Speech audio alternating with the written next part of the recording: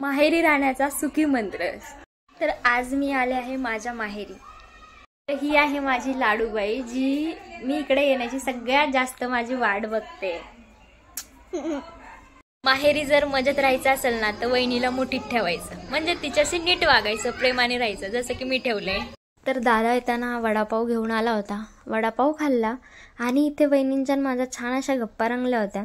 मी तिकडे गेले ना की आम्हाला दिवस रात्र हे गप्पा मारण्यासाठी पुरत नाही। थोड्या वेळ मग गप्पा मारल्या आणि इथे वहिनींची माझी भेट लागली होती की उद्या पाणीपुरी कोण चारणार म्हणून, असं आमचं काहीतरी चालू होतं। त्यानंतर मग आमच्या लाडूबाईच्या बुक्सला कवर लावायचे होते, ते मी लावले। लास्ट इयर पण मीच लावले होते हे, आणि या इयरला पण मलाच हे काम करायचं होतं। तर छान असं हे काम मी माझं पार पाडलं। त्यानंतर आम्ही जेवण केलं आणि जेवण झाल्यानंतर थोड्या वेळ परत आम्ही बाहेर गप्पा मारण्यासाठी बसलो। इथं पण आमचं काहीतरी असं डिस्कशनच चालू होतं कुठल्या तरी गोष्टीवर, असं मला काही आठवत नाही आहे आता। त्यानंतर इथेच आम्हाला ना 11:30-12 वाजले होते।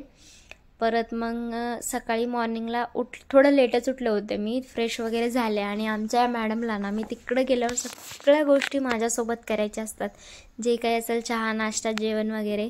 तर नाश्ता वगैरे केला आणि त्यानंतर मला होत होतं बोर, कारण वहिनी धुवत होत्या कपडे, तर थोडीशी भांडी होती, म्हटलं तेवढी भांडी आपण घासून घ्यावी।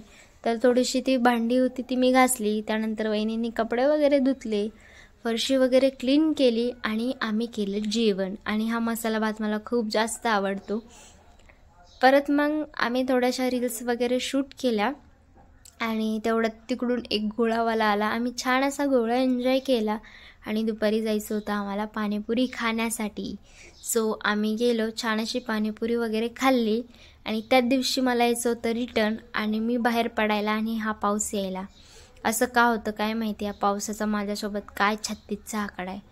असं तर येता येता मी एका नर्सरीमध्ये गेले होते, कारण की मला थोडे प्लांट्स घ्यायचे होते।